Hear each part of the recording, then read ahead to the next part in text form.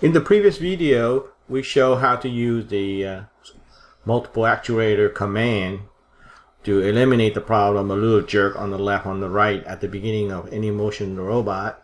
But you see it's set up as a constant number here for the speed.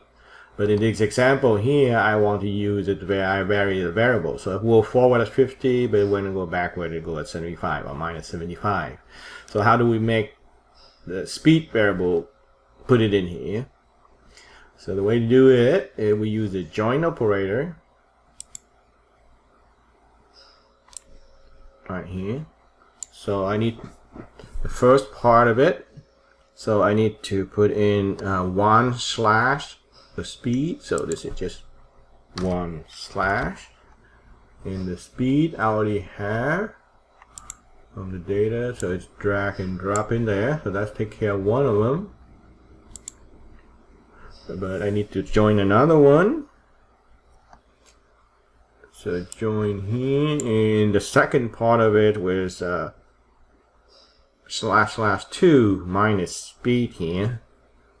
So this is going to be slash 2 slash, and minus speed I have to use this one. I put 0.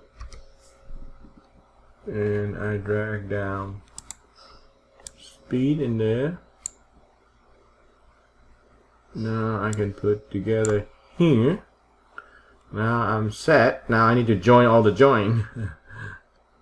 So operator. So this one, this one goes on this side, and this one goes on this side. So we've got a long one now. So equivalent to 1 slash speed here, and then slash 2 slash and minus speed. Okay, so we put everybody in, and we got our function. Let's see if we did it right. Alright, let's see how it goes. So my AddBot zip is connected. AddBot is connected. It's working. And let's do it.